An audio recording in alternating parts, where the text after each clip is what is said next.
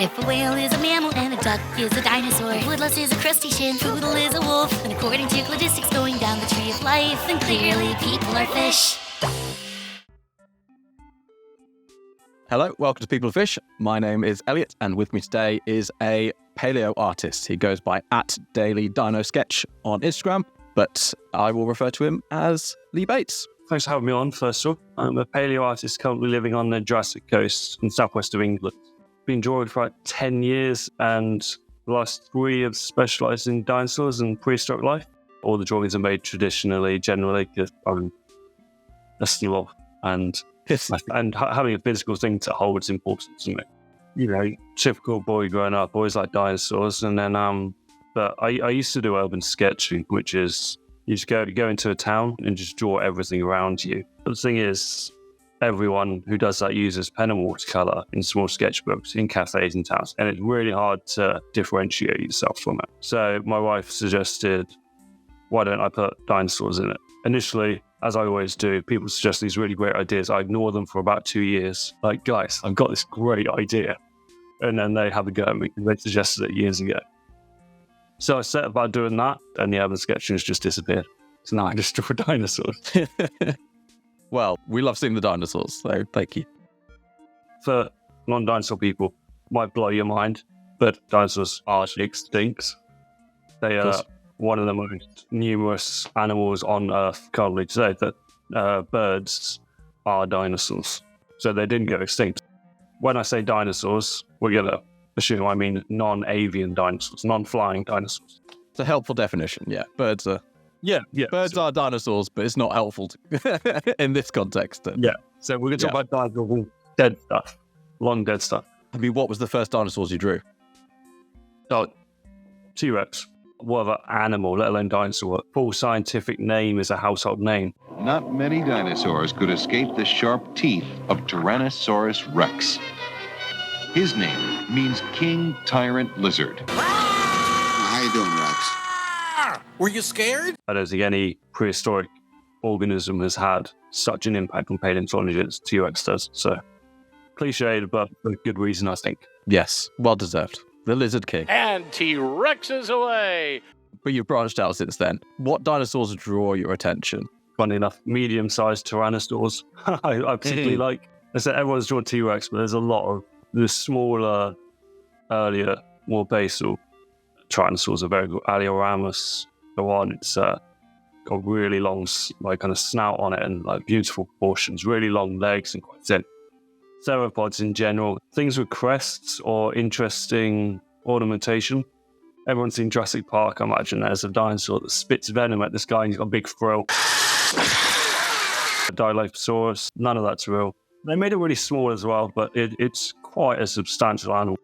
It's got this like really lovely crest on its head. They're covered in keratin, which is the same material that makes up your fingernail as it makes up your hair, bird feathers and scales. And if you think about bird feathers and scales in general, they tend to be really colourful.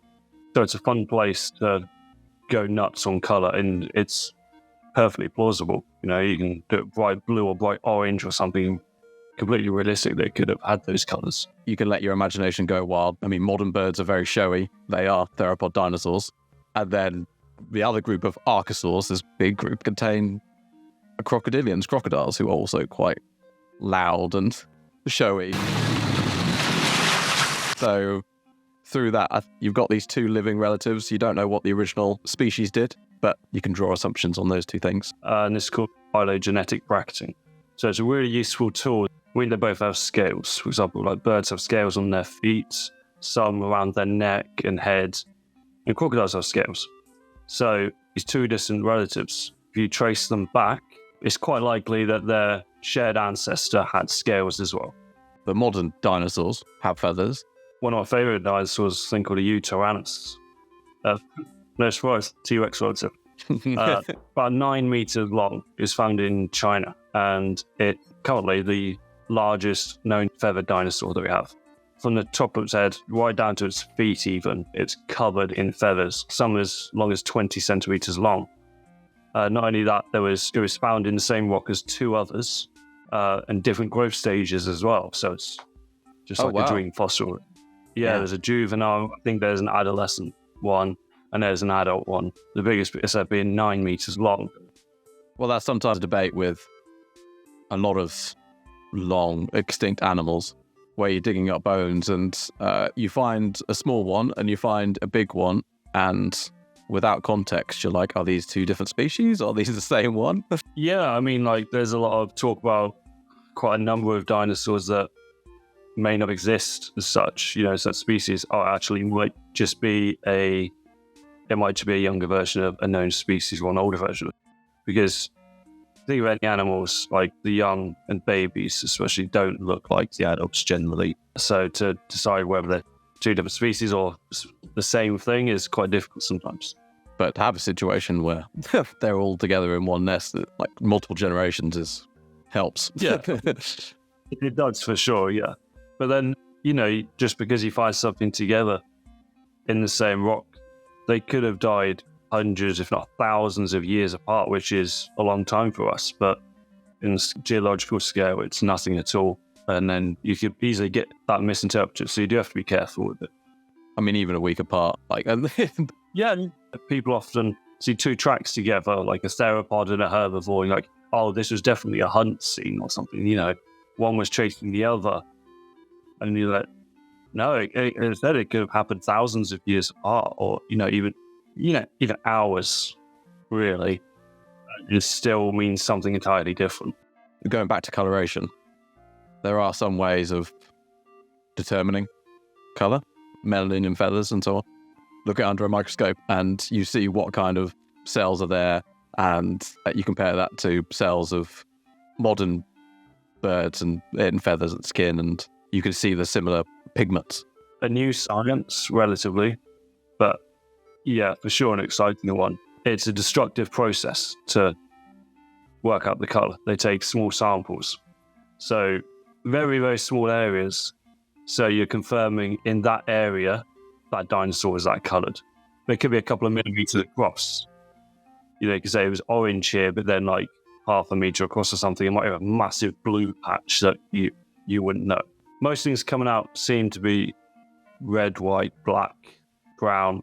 I don't know whether it's because there's a bias towards those melanosomes that preserve or what it is, but they found a handful of dinosaurs at Spinosaurus, which is one of the first, I believe, that was confirmed.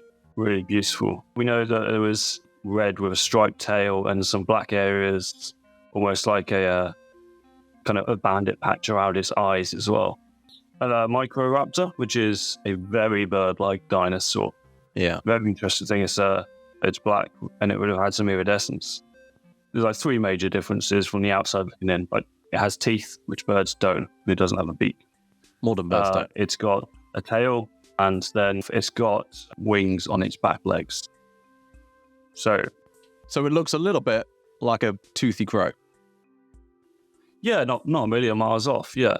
That knowledge specifically is what a few years ago really got me into dinosaurs, imagining these creatures as real living things rather than as often portrayed as a monstrous lizard beast. Recognizing the fact that this animal did look somewhat crow-like, at the very least had a similar coloration in the feathers, really brought it to life for me. And I was sitting outside and I was in a park and I saw a crow and I was just like, wow, that is a dinosaur. Yeah, you can watch them a bit closely sometimes and just get lost in it and just, I wonder what, a velociraptor act like that, could move like that. Or,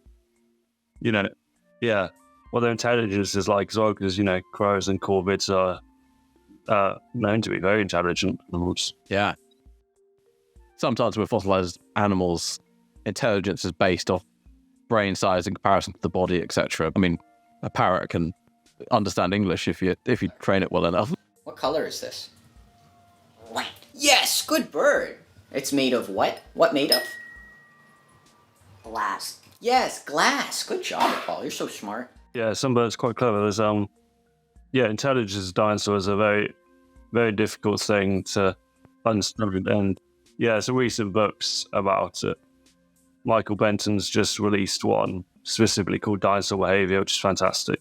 And Dave Hone has one coming out in November as well, also about the same subject. So, yeah, there was starting to get a wide understanding of it. But, yeah, I just kind of focus on what they look like, and certain behaviors are predictable, I suppose, that are shared across a lot of animals.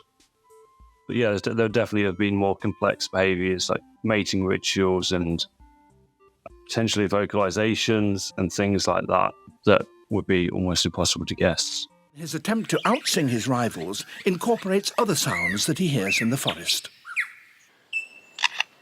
That was a camera shutter.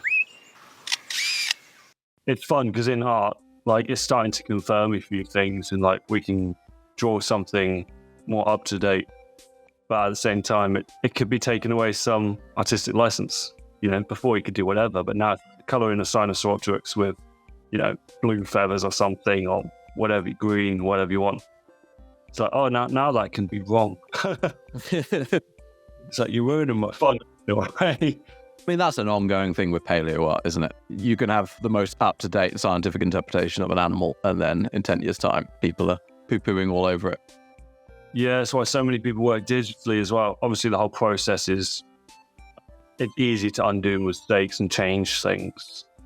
So there's been numerous instances of, you know, top paleoartists doing a drawing, and then, like, it could be weeks later, oh, we found a new fossil that says otherwise, and now they've got to update their drawing. It's a lot easier to do that digitally than it is traditionally. And the process, you know, there's a lot of back and forth working with paleontologists. So you'll draw something and send it off to be reviewed by the team you're working with, and they'll send it back. You'll be like, no, like, this needs adjusting or something. And if you're doing that traditionally, that's a whole new drawing quite often. It's the reason why I don't draw Spinosaurus as well. It's a cool dinosaur. Okay, let's touch on that briefly. Spinosaurus, the history of Spinosaurus. The history, well, initially found in early 1900s, I believe. Partial skeleton bombed in World War II. Assumed it looked like a generic allosaur type thing with a sail on its back until literally about the 1990s, and they found a skull. And oh god, it looks like a giant kind of crocodile with a sail on its back instead. And it's getting updated every other week. You know, new find. Especially the last few years, it's just all over the place. It's incredible though. It's really fast. It's what you want. Whatever it was, very interesting. Yeah, it's a bizarre animal. Are you referring to certain papers? Are you referring to certain artists? Like, what's your reference material? I've come to the conclusion that I'm not drawing for scientific papers. That's not where my work belongs. I mean, I think it's important to make sure my work's informed. I'll use Clifton Scott Hartman's skeletal diagrams. It usually shows the outline of the dinosaur fleshed out in black, and then the bones are in white. So then I can take measurements from that just to make sure my proportions are right. 3D models, as I got behind me, I've got loads from PNSO and up-to-date things like that. Another aspect of accuracy as well, especially in more recent times, we've got away from the trope of shrink wrapping the dinosaur. It means putting the skin a bit too tightly around the animal, forgetting that there might be muscle, fat, like extra tissues and things like that won't preserve. You know, Jurassic Park is fairly shrink wrapped and a lot of work before that is, but now you look at things like Prehistoric Planet and it goes sometimes the complete opposite end. Yeah, I tried to make sure my animals look healthy and well fed, unless it's purposeful. Sometimes, you know, you see some birds, especially, and their heads are extremely shrink wrapped. Some vultures as well, and you can see right through the skull to the other side. So there's a time and place for it, but I make sure my work's informed, I think. And depending on the piece as well, if it's bigger, I do a bit more research. I try and find the original scientific paper that the animal was described from. So I'll use that. That's really useful sometimes because it'll show you things you might miss quite often because it's just top to tail describing the animal. So you'll definitely miss something without reading it. I suppose you're talking about the paleoart being used as information and having creative liberties. A fact of it is that we don't know every animal that was around throughout Earth's history, and our understanding of these animals, the further and further back you go, diminishes completely. Like, we understand very much better the time of the mammoths than we do the time of T-Rex. And by the time you've got to the Triassic, got so much less information because so much stuff has been lost in geology, we just haven't found it yet. There's so much diversity on Earth now, fairly safe to assume that that was the case very long ago. And just because we've got papers or fossils of one Tyrannosaur does not mean there weren't others walking around, and maybe they looked a bit different or acted a bit different. Yeah, I mean, this is something I think about quite a lot. You know, with the things that we found, there's always, this was the biggest, you know, Sue, the famous T-Rex, biggest and most complete known. But it's like, the biggest ever T-Rex happened to be fossilized, and we happened to find it. Like, not a chance. I know that they can work out the stress the bones can take and the upper estimates. But, you know, it's like just stumbling across the tallest human that's ever lived, where you happen to be looking. So yeah, I think dinosaurs had the potential to be way bigger than even the biggest known. Another thing about preservational bias is jungles.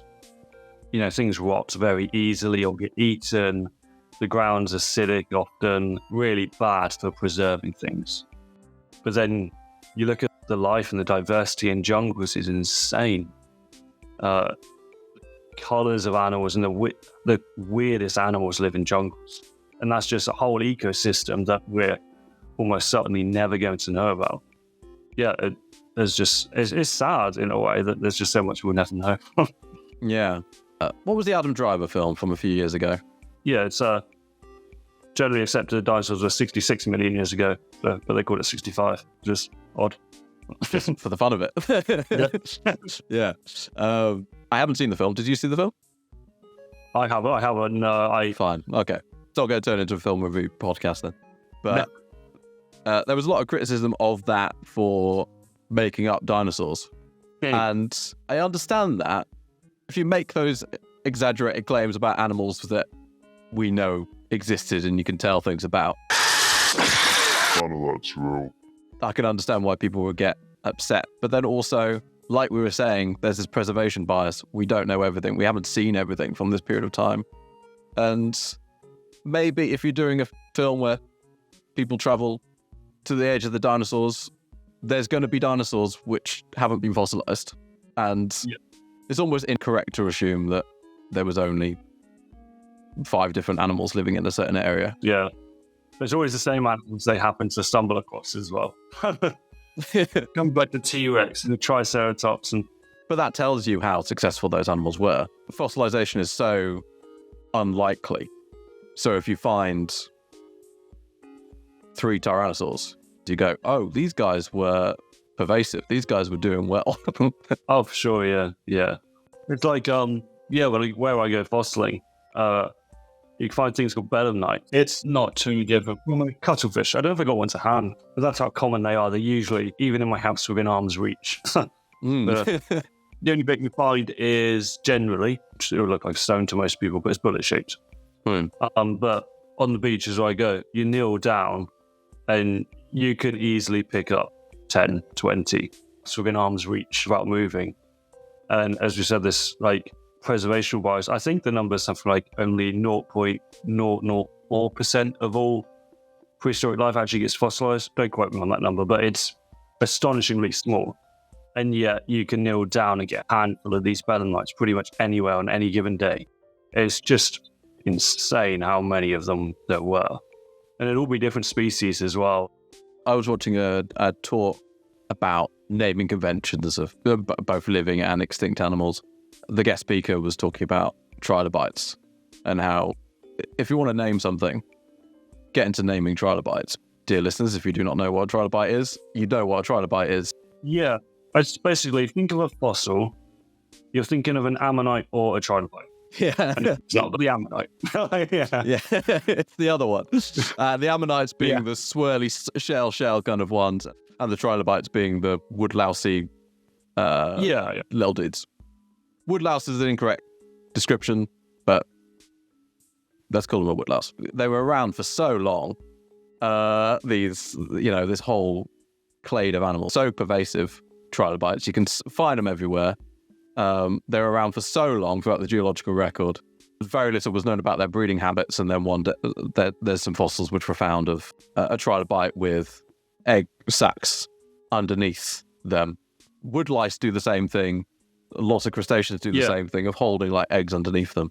It makes sense. They got a protective shell around them, like the underneath seems to make sense. It makes sense. You can make the assumption, but for so long nobody knew what they did, and you kind of draw that parallel because it's like I guess they're kind of like an isopod, and then you see that they're doing a similar behavior, and that's an example of phylogenetic bracketing of this like, well, it probably did the same thing as these two groups. So it's like, oh, it is. That's incredible. It shows how easily something could be missed when you find so many trilobites. And it's like, oh, that's what they were doing.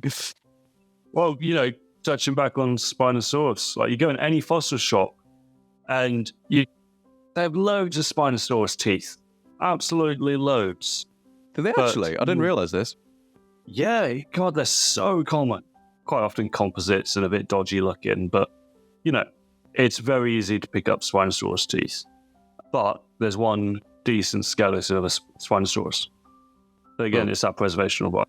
It also helps that, dinosaurs shed their teeth like crazy and regrow them and could do it an infinite amount of times. So I didn't realize that. I didn't realize about dinosaurs that they did that. Do crocodiles do that? Do crocodilians? That's news to me. I guess so. I mean, like I'm saying, I guess. I'm looking. I assume they would. Yeah. I mean, well, it's a reptile, isn't it? I think all reptiles can. For the first thing that comes up on Google, unlike people, crocodiles do not clean their teeth.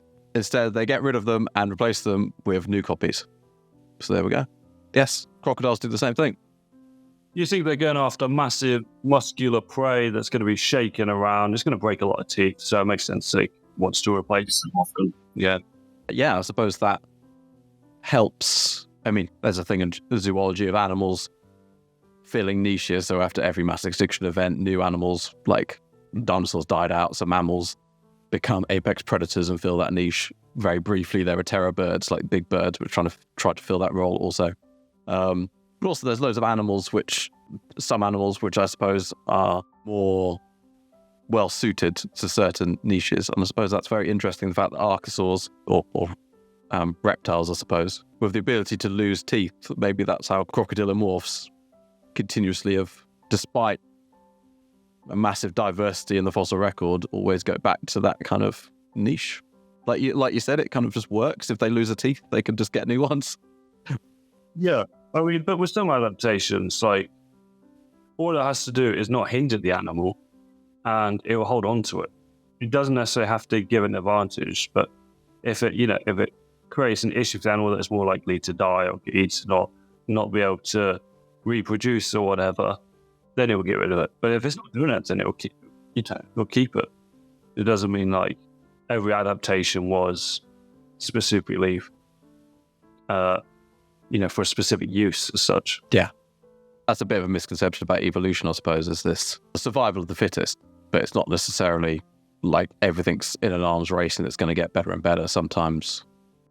Yeah, they're not engineered. Yeah, sometimes you get something like a panda, which is just like, well, as long as I'm sitting here and I'm eating bamboo. If it ain't broke. If it ain't broke, like, I'm going to be fine. Like, what misconceptions do you think people have about dinosaurs? Broadly. The big ones are they're extinct, I think, but we've gone over that. They're still around.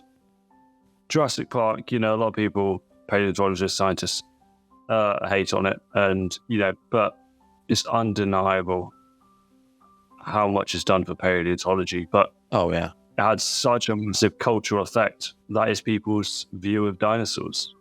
And as we've spoken about, they're far much more complex behaviors. They weren't all greens and browns and greys. People seeing them as monsters instead of living, breathing animals. Which I don't necessarily think is the fault of, at the very least, the first Jurassic Park, maybe 2 onwards. But rewatching the first Jurassic Park recently, I was struck by how many times referred to dinosaurs as birds. Look at the pubic bone, turned backward, just like a bird. Look at the vertebrae, full of air sacs and hollows, just like a bird. Like, that was not a common thought back in the day when it was made. Huxley, late 1800s, they found Archaeopteryx. And he was like, looks like a bird. That doesn't look very scary. More like a turkey. He put two and two together right back then. And everyone else was like, nah, mate, this isn't, it's not a bird. And then it was forgotten about until about 1970s when dinosaur renaissance kicked off. Found Deinonychus, Wobberbacker. I don't know if he described it, but he at least worked. And at that point, they suddenly became fast, and they may have been warm-blooded, and they weren't these sluggish reptiles that died out because they were too stupid to live. And then after that, Jurassic Park just kicked up another gear. But yeah, I mean, because every film before that, I mean, the early reconstructions were dragging a big lizard tail and standing upright and very slow moving. Basically, Komodo dragons, but bigger, was the impression. Yeah, even like things the sauropods were out to eat you, and everyone trying to kill each other all the time. And that's all they did. But yeah, I do think opinions are changing now, and to be fair to even like the first Jurassic World film, it starts with a bird stamping its foot down. And you're like, oh, that's a dinosaur foot. And then it zooms out and it's a crow or something.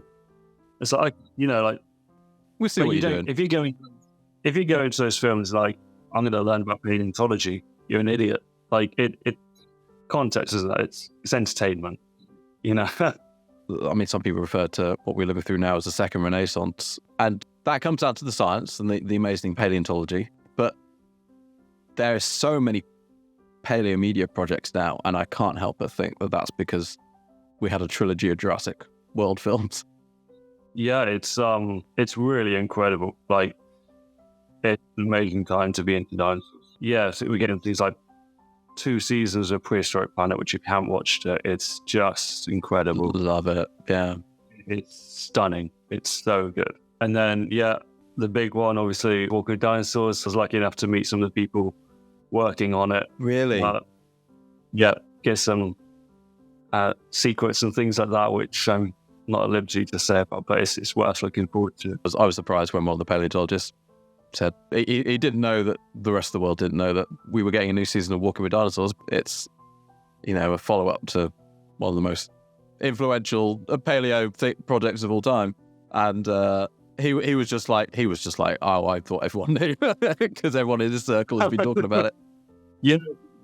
The guy that's speaking to this weekend, they've been working on it for about 2 years. But what I was trying to get at there was, like, regardless of how accurate a Jurassic Park or World film is, even if they utterly messed up the science completely, even if they just went back to slow-moving tail lizards, I think that just sparked people's imaginations, and we've had Attenborough's Prehistoric Planet and Life on Our Planet with Morgan Freeman on Netflix, and we're getting a new Walking with Dinosaurs, and no matter what Jurassic World does, and what Jurassic Park does, it just whets people's appetites, and then it's a good thing. It is a good. I think it's an amazing thing. Yeah. Take it for what it is. It's the biggest platform there is to introduce people to dinosaurs. And the third Jurassic World film had feathered dinosaurs. It had one feathered theropod. I mean, it was ugly as sin, but they did it. And I didn't like it. I don't like it either, but VFX artist, I work in film and TV. I understand how hard you work, but it wasn't my favourite. Next time, please just change that, like less of that, please. And just that. The vast majority of dinosaur media shows dinosaurs with their palms facing down like this, because it's scary. If we can do it, because the way our radius and ulna interact with each other, one rolls over the other, so you can move your hands like that. But dinosaurs didn't have that. You'd have to break their arms and wrists to be able to do that. So instead of that, it was palms facing each other and inwards. Give it as like a precursor to flight. If you're flapping your wings, you're pushing down inwards with your chest. Like, I get the feathers, not having feathers looks more scary. Go, just please change the wrists. It's just such a simple thing that doesn't make it any more scary or less scary, because then they can like reach out and grab you and stuff. That's what it's for. Yeah. Or get their arms out and like make themselves look bigger. And yeah, I mean, funny enough, dinosaur arms, theropod arms especially, people, it's one of those things that you'd think we'd know what they use them for, but it's just, yeah, you look at a Belosaurus, you think T-Rex arms are small, you look at a Belosaur, and it's just like little nubs, sometimes not even any claws. Yeah, it's just insane. Yeah, they were a complete mystery of what they actually used their arms for, but whatever they did, like, they could probably clap if they were long enough. If you're going to speculate, and if you're doing paleoart, it helps knowing a lot about contemporary animals, what features they have that may not fossilize. A lot of birds have fleshy necks and things like that. So they're safe bets. I think my own work tends to be fairly conservative. I like to add a few wattles on here and there. There's an artist, Andy Fraser. He's really cool, really worth checking out. And he goes mad with the wattles and the like extra skin around the face, and like it's beautiful, really, really well done. You know, he admits himself it's probably a bit further than what they would have done, but it's important to, I see it as like caricature in a way, and to do a good caricature when you're learning, you've got to go way past it, the line, and then bring it back a little bit. I think it's important that there are artists out there that do Louis Ray, for example. His colours, especially, like, are crazy, you know. But people need to do it, and but yeah, that's not what I do. I think. What I find really interesting is the fact that if it wasn't for paleoart, no one would have any idea what these animals look like, and most people, I don't think, appreciate taking these fragmentary remains and presenting it to the mass public as an animal, which otherwise it would just be a rock. Yeah. Obviously, we have a lot more dinosaurs and a lot more fossils these days, so it's a lot more likely when you find something, as long as it's reasonably well preserved, you got more to compare it to, essentially, more data, and you can make more informed guesses. It's cliched now, whenever you see a Velociraptor, it's attacking or getting attacked by a Protoceratops, because they found them together in the same fossil, and the Protoceratops is biting the Velociraptor's arm, and the Velociraptor has its claw in the Protoceratops's neck. It's an incredible fossil, but now you only see that in Paleoart. Yeah, there is a book which I've begun reading, Locked in Time. Yeah, I've read it. Speaking to Dean Lomax yesterday, he's got another one that's really good. But yeah, Locked in Time's incredible, really fascinating book that, yeah, about behaviour and the amount that you can find out and that we do actually know is incredible. Are you never tempted to draw or paint a raptor with its claw in something's neck? All the time, mate. All the time.